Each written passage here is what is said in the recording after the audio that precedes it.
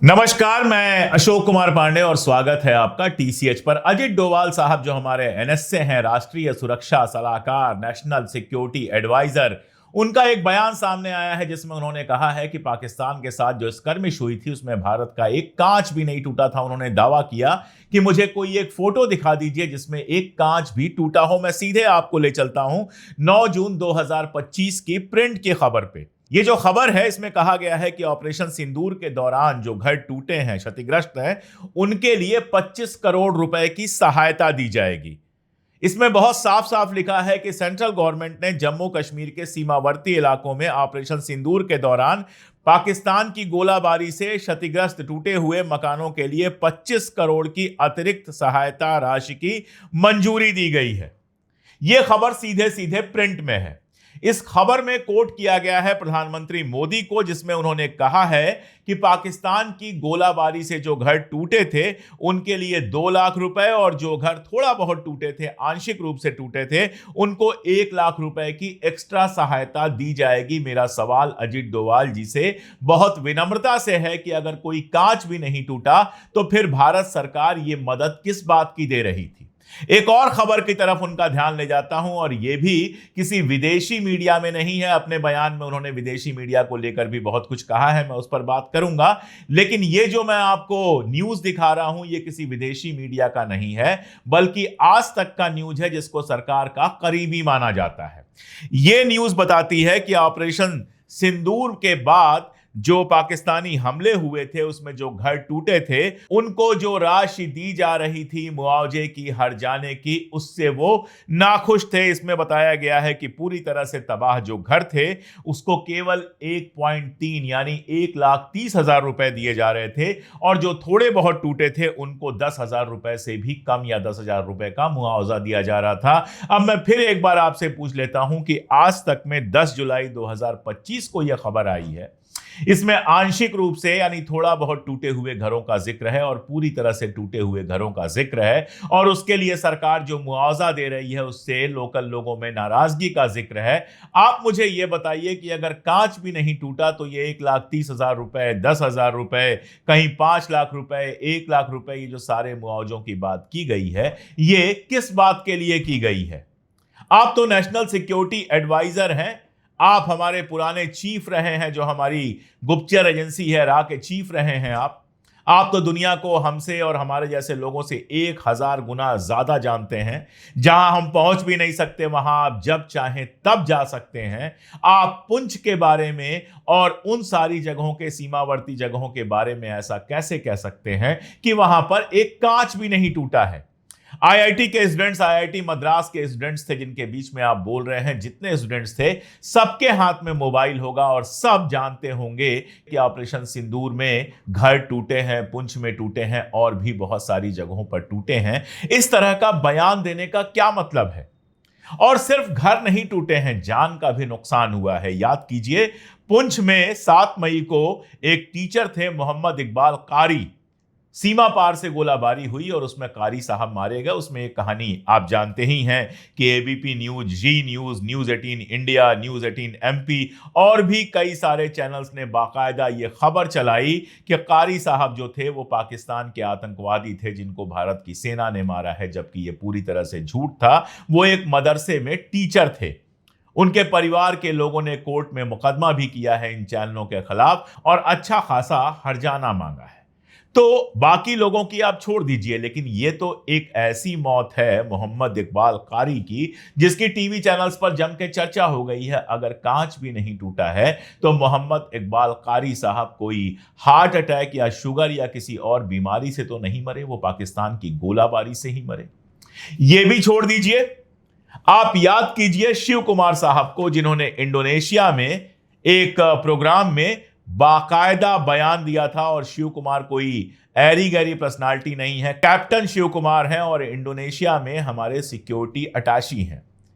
यानी सरकारी पद पर बैठे हुए हैं, उन्होंने कहा था कि भारतीय वायुसेना ने 7 मई की सुबह ऑपरेशन सिंदूर के दौरान पाकिस्तान के हाथों कुछ लड़ाकू विमान गिराए। उन्होंने यह भी डिटेल बताया था कि इसका कारण था हमारा पॉलिटिकल कंपल्सन। हमको कहा था कि ट्रेडिशनल वारफेयर में नहीं जाना है, पाकिस्तान के जो सेना के ठिकाने हैं उन पर कोई हमला नहीं करना है, सिर्फ आतंकवादी ठिकानों पर हमला करना है। तो हमने तो सिर्फ आतंकवादी ठिकानों पर हमला किया, लेकिन पाकिस्तान जो है वो ट्रेडिशनल जो लड़ाई होती है, ट्रेडिशनल वारफेयर जो होता है, उसमें चला गया और उसने हमारी जहाजों को गिरा दिया। आप कह रहे हैं एक कांच भी नहीं टूटा, और यहां हमारे कैप्टन शिव कुमार कह रहे हैं कुछ जहाजों को गिरा दिया। अब कैप्टन शिव कुमार से भी थोड़ा ऊपर चलते हैं, अपने सीडीएस की बात करते हैं, चीफ ऑफ डिफेंस स्टाफ। अगर आप हमारे नेशनल सिक्योरिटी एडवाइजर हैं तो चीफ ऑफ डिफेंस स्टाफ इस देश की आर्मी, एयरफोर्स, नेवी तीनों के सबसे सीनियर ऑफिसर हैं जनरल अनिल चौहान। जनरल अनिल चौहान एक बार भारत के बाहर और एक बार भारत के भीतर यह स्वीकार कर चुके हैं कि हमारे जहाज गिराए गए। सारी दुनिया में यह बात आ चुकी है और मैं बहुत साफ कहता हूं कि इसमें कोई शर्म की बात नहीं है। जब लड़ाई होगी तो जहाज गिरेंगे, जब लड़ाई होगी तो शहादतें होंगी, जब गोलाबारी होगी तो दोनों तरफ सीमाओं पर नुकसान होगा। अगर हिंदुस्तान की सीमाओं पर नुकसान हुआ है, पुंछ में घर कुछ गिरे हैं, तो पाकिस्तान की तरफ भी जबरदस्त नुकसान हुआ है, वहां भी लोगों को घर खाली करके भागना पड़ा है, वहां भी घर गिरे हैं, लोग मारे गए हैं, वहां का भी नुकसान हुआ है। आप ठीक कह रहे हैं, एनएसए साहब की बाकायदा तस्वीरें जारी हुई जिसमें पाकिस्तान के एयर बेसिस का नुकसान दिखाया गया है, यह सब ठीक है। लेकिन यह कहना कि भारत में एक कांच भी नहीं टूटा, यह किस तरह की पॉलिटिक्स है? इस पर कौन भरोसा करेगा? आपको याद होगा, आखिरी ये उदाहरण दे दूं जिसकी जरूरत तो नहीं है, लेकिन आपको याद होगा कि राहुल गांधी जो हमारे विपक्ष के नेता हैं, वो पुंछ में बाकायदा गए थे, एक एक घर में गए थे जो टूटा था, वहां लोगों से बात की थी और उसका वीडियो हमारे सामने है जिसमें घरों टूटे हुए घर दिखाई दे रहे हैं, उनके बीच में चलते हुए राहुल गांधी दिख रहे हैं, उनसे शिकायतें करते हुए, उनसे अपनी परेशानियां कहते हुए लोग दिखाई दे रहे हैं। इन सबको कैसे झुटलाया जा सकता है? दर्द इस बात का जरूर है कि प्रधानमंत्री महोदय नहीं गए। प्रधानमंत्री महोदय को भी उन इलाकों में जाना चाहिए था। ये जो जंग चली है उसकी कीमत चुकाई है उन लोगों ने, उनके साथ खड़ा होना चाहिए था। आप विदेशी मीडिया की लगातार बात कर रहे हैं कि विदेशी मीडिया जो है वो पाकिस्तान के फेवर की रिपोर्ट चला रहा है। इस बात को हम भी मानते हैं, तस्लीम करते हैं और इस बात पर कई बार मैं बात कर चुका हूं। आपने न्यूयॉर्क टाइम्स का नाम लिया है, अकेला न्यूयॉर्क टाइम्स नहीं है, बीबीसी भी है और भी कई सारे हैं जिनकी खबरें पढ़ के ऐसा लगता है कि ये खबरें जो है बिल्कुल पाकिस्तान के फेवर में लिखी गई। मान लिया, बिल्कुल ठीक बात आपने कही, मान लिया, लेकिन सवाल यहां पर सीधा यह खड़ा हो जाता है कि आखिर न्यूयॉर्क टाइम्स या बीबीसी या कोई भी इंटरनेशनल अखबार पाकिस्तान के फेवर की खबरें क्यों छाप रहा है? क्यों आपके फेवर की खबरें नहीं छाप रहा है? हमारे प्रधानमंत्री महोदय दुनिया भर में जाते हैं, जाने कितने देशों का सर्वोच्च सम्मान उनके सीने पर लगा हुआ है। दावा होता है कि दुनिया में उनका डंका बजता है, उनके और उनकी पार्टी के जो मीडिया मैनेजमेंट का है वो उदाहरण दिया जाता है कि क्या शानदार मीडिया मैनेजमेंट करते हैं ये लोग। बताया जाता है कि कभी वो अमेरिका गए थे तो ट्रंप ने कहा था कि मेरे पास सब कुछ है लेकिन आप जैसी मीडिया नहीं है। ये सारी बातें हैं। तो ये मीडिया मैनेजमेंट, ये डिप्लोमेसी कैसे फेल हो जाती है विदेश में? विदेश के अखबारों में हमारी बात क्यों नहीं आ पाती है? ये बहुत बड़ा सवाल है। आप शिकायत कर रहे हैं, लेकिन दरअसल शिकायत आपसे और सरकार से होनी चाहिए कि आखिर वो ऐसा क्यों कर रहे हैं और ऐसा क्या कर रहे हैं जिसकी वजह से पाकिस्तान का पक्ष तो आ रहा है विदेशी अखबारों में, हमारा पक्ष नहीं आ रहा है। इसके कई कारण मैं आपको बताता हूं। पहला कारण तो यह है कि हमारे यहां जो विदेशी पत्रकार काम कर रहे थे उनमें से कई को आप निकाल चुके हैं। दूसरी बात यह है कि आपने छुपाने की लगातार नीति बनाई, आपने लगातार छुपाने की नीति बनाई। जहाज गिरे हैं, नहीं गिरे हैं, कितने गिरे हैं, इसको लेकर इतने तरह के बयान आ गए कि पूरी दुनिया में कंफ्यूजन होना बेहद स्वाभाविक था। अब यह खबर आ रही है कि जहाज गिरे हैं। यही खबर वाशिंगटन पोस्ट में और बाकी सारी जगहों में 10 दिन, 15 दिन, 1 महीना पहले छप गई है। अगर उसी समय सामने आकर स्वीकार कर लिया जाता कि भाई हम ट्रेडिशनल वारफेयर नहीं चाहते थे, लेकिन पाकिस्तान ने ट्रेडिशनल वारफेयर शुरू कर दिया, इसलिए हमें कुछ नुकसान हुआ है, लेकिन पाकिस्तान को हमने उससे ज्यादा नुकसान पहुंचाया है, यह बात अगर साफ साफ सामने आ गई होती कि हमारे 1 या 2 या 3 जहाज गिरे हैं, तो कोई आसमान नहीं टूट पड़ता। जब सारा काम वोट के लिए होता है तो आप इंटरनेशनल पॉलिटिक्स और डिप्लोमेसी की तरफ ध्यान देना भूल जाते हैं। आप तो ये चाहते थे, चूंकि मोदी जी को जो एयरफोर्स वाला ओवरऑल होता है वो पहनाकर ऑपरेशन सिंदूर के पोस्टर्स तैयार कर दिए गए थे, तो आप तो अपनी जनता में यह संदेश भेजना चाहते थे कि हम बिल्कुल जीत के आए हैं, और आपको लगता था कि अगर हम बताएंगे 2 या 3 जहाज गिरे हैं तो जनता कहेगी अरे नुकसान कैसे हो गया। जो इमेज बनाई गई है प्रधानमंत्री महोदय की कि बस वो विश्व विजेता है, विश्व गुरु है, वो इमेज खंडित होने का डर था, इसलिए शायद इन सारी चीजों को छुपाया गया। लगातार लगातार लगातार इसको मोदी जी की सफलता से जोड़कर दिखाने की कोशिश हुई, इसको जीत की तरह दिखाने की कोशिश हुई, और जीत में भी नुकसान होता है। जब आप जंग लड़ते हैं, जो जीतता है उसका भी नुकसान होता है।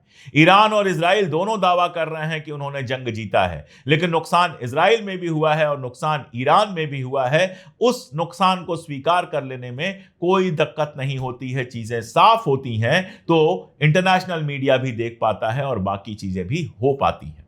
लेकिन आपके यहां एक तो ये वाला अप्रोच, दूसरा आपके नेशनल मीडिया ने इतना तमाशा मचा दिया, जिस मीडिया को आप अपना समझते हैं उसने इतना तमाशा मचा दिया कि दुनिया भर में हमारा माहौल उड़ा, दुनिया भर में हमारा मजाक उड़ा। कभी कराची कब्जा करा दिया, कभी आसिम मुनीर को गिरफ्तार करवा दिया, कभी कुछ कब्जा करवा दिया, और कभी लाहौर कब्जा करवा दिया, और कभी तो इस्लामाबाद पर ही कब्जा करवा दिया, जबकि ग्राउंड पर कोई मूवमेंट हुआ ही नहीं था, ग्राउंड पे कोई लड़ाई हुई नहीं थी। लड़ाई जो हो रही थी वो आसमानी हो रही थी।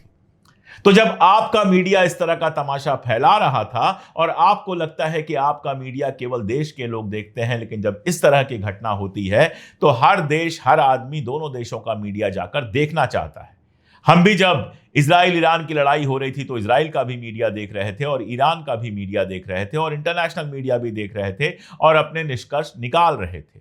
तो दुनिया भी देख रही थी उस समय हिंदुस्तानी मीडिया, और उस पर जो फ्लैशेज चल रहे थे, जिस तरह का सायरन बज रहा था, कराची पर कब्जा हो गया, हमारी नेवी कराची में घुस गई, ये सब मजाक का बायस बना सारी दुनिया में। और जब आपका मीडिया मजाक का बायस बन जाएगा, आपका मीडिया सही इंफॉर्मेशन देगा नहीं जिसे लोग कोट कर सकें, और आप लगातार छुपाएंगे कि क्या हुआ, तो आप बताइए इंटरनेशनल मीडिया कैसे बिहेव करेगा। और मामला सिर्फ इंटरनेशनल मीडिया के बिहेव करने का नहीं है। जो चीज नहीं कही गई, जो एनएसए साहब नहीं कह पा रहे हैं, और जो बिल्कुल साफ है, वो ये है कि दुनिया का कोई मुल्क हमारे साथ खड़ा नहीं हुआ। किसी मुल्क ने हमारे इस दावे को नहीं माना कि बैसरण घाटी में जो हमला हुआ है वो पाकिस्तान ने किया है। आप मुझे किसी भी इंटरनेशनल फोरम से जारी एक भी बयान दिखा दीजिए जिसमें पाकिस्तान का नाम आप लाने में सफल हुए हो। आप एससीओ में जाते हैं, एससीओ में पाकिस्तान बलूचिस्तान का नाम शामिल कर लेता है, आप बैसरण घाटी या पहलगाम का नाम भी नहीं शामिल करा पाते हैं। आप क्वाड में जाते हैं, जहां पे जापान भी है, जहां पे ऑस्ट्रेलिया है, जहां पर अमेरिका है, और आप हैं, 4 ही मुल्क हैं। लेकिन इन तीनों मुल्कों को भी आप इस बात के लिए तैयार नहीं कर पाते हैं कि बयान में वो पाकिस्तान का नाम लें। आतंकवाद की घटना की आलोचना तो होती है, पहलगाम की आलोचना भी होती है, पहलगाम में जो कुछ हुआ, लेकिन पाकिस्तान का नाम नहीं लिया जाता है। ऐसे ही आप देख लें ब्रिक्स में, जिसके आप संस्थापक सदस्य हैं, और जहां आप अपना भरोसा धीरे धीरे धीरे धीरे लगातार खोते जा रहे हैं, वो ब्रिक्स का बयान भी आता है, बढ़िया बयान आता है, कश्मीर की घटना की बात करता है, कश्मीर की घटना की मजम्मत करता है, क्रॉस बॉर्डर टेररिज्म की भी बात करता है, लेकिन पाकिस्तान का नाम आप वहां भी नहीं ला पाते हैं। मैं बार बार याद दिलाता हूं कि मुंबई में जब हमला हुआ था, ताज होटल वाला हमला, उसके बाद सारी दुनिया ने पाकिस्तान की मजम्मत की थी। उसके बाद एफएटीएफ में पाकिस्तान किनारे पड़ गया था, हर फोरम पर पाकिस्तान किनारे हो गया था, उसको हथियार मिलने में मुश्किलात आ रही थी, सब कुछ हुआ था। लेकिन उस समय हमारे प्रधानमंत्री या हमारे दूसरे जो नेता थे, जो सत्ता में थे, इसको अपनी जीत की तरह नहीं दिखा रहे थे, चुपचाप डिप्लोमेसी कर रहे थे। डिप्लोमेसी एक चीज ही ऐसी है जो प्रचार करके नहीं होती है, बहुत शांति से होती है, चुपचाप होती है, पर्दे के पीछे होती है। कुछ जनता से शेयर किया जाता है, लेकिन ज्यादातर जनता से शेयर नहीं किया जाता है। यहां तो हर चीज को एक उत्सव में तब्दील कर दिया जाता है। हमारा एक आदमी जाता है स्पेस में तो उससे पूछा जाता है हलवा खाया था। युद्ध होता है तो मोदी जी को बाकायदा एयरफोर्स के ओवरऑल में पहनाकर ऑपरेशन सिंदूर के बगल में खड़ा कर दिया जाता है। जो लड़ रहे थे वहां पर, जो शहीद हुए वहां पर, उनकी बात ही नहीं होती है। तो जब आप हर चीज पॉलिटिक्स के लिए करेंगे, जब आपका इंटरनेशनल पॉलिटिक्स, आपकी डिप्लोमेसी, आपकी लड़ाइयां, आपके समझौते, सब कुछ सिर्फ और सिर्फ इस लिहाज से होंगे कि जनता के अंदर डंका बजने की छवि जा सके और जाहिर तौर पर एक या दो जो हमारे पूंजीपति हैं उनको फायदा पहुंच सके, तो फिर आपको इस बात की उम्मीद भी नहीं करनी चाहिए कि इंटरनेशनल मीडिया या इंटरनेशनल दुनिया में आपको कहीं कोई सपोर्ट मिलेगा। और देखिए, बातें करना एक बात है, उनको निभाना एक बात है। जैसे हमारे डोभाल साहब ने आईआईटी मद्रास के इस दीक्षांत समारोह में कहा कि आईआईटी के जो लोग हैं वो पढ़ के अमेरिका चले जाते हैं और उसके बाद उनको अफसोस होता है कि वो हिंदुस्तान में किसी तरह का कंट्रीब्यूशन नहीं कर पा रहे। और ये कहते समय वो भूल गए कि उनके जो लड़के हैं वो खुद विदेश के नागरिक हैं। एक यूके के नागरिक हैं और दूसरे ने शायद अमेरिका की नागरिकता के लिए अप्लाई किया हुआ है। तो आप अपने बच्चों को विदेश का नागरिक बनने देंगे और आईआईटी मद्रास के युवा बच्चों से उम्मीद करेंगे कि वो देश छोड़कर ना जाएं, तो वो मानने वाले नहीं हैं। ऐसे ही आप कहेंगे कांच भी नहीं टूटा और दूसरी तरफ पुंछ और बाकी सारे, और केवल पुंछ का मामला नहीं है, कच्छ में भी गोलाबारी हुई है, पंजाब के भी कुछ इलाकों में, कुछ सीमावर्ती इलाकों में गोलाबारी हुई है, राजस्थान के कुछ इलाकों में गोलाबारी हुई है। पूरी सीमा पर गोलाबारी की खबरें आई हैं और सब जानते हैं। मैंने इतने सारे आपको सबूत दिखाए। तो एनएसए साहब से मैं कहना यही चाहूंगा कि पब्लिक अपीयरेंसेस की बहुत जरूरत नहीं है। भाषण देने के लिए पहले ही बहुत सारे नेता हैं हमारे पास।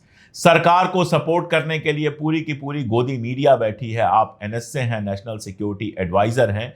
आपसे उम्मीद की जाती है कि आप ऐसी कार्रवाइयां करें, देश की सुरक्षा को इतना मजबूत करें कि बैसरण घाटी जैसी घटनाएं हो ही ना पाए। और अगर हो तो ऐसा ना हो कि जिन 4 आतंकवादियों की फोटो जारी की जाए, स्केच जारी किया जाए, उनके बारे में बाद में खबर आए कि अरे ये तो आतंकवादी थे ही नहीं, और जो आतंकवादी थे वो आज तक पकड़ में ना आए। ये आपकी असफलता है, इसको स्वीकार कीजिए, इस पर काम कीजिए। जैसा मैंने कहा कि भाषण देने के लिए तो पहले से ही हमारे देश में बहुत सारे नेता मौजूद हैं। आज के लिए इतना ही, बहुत शुक्रिया।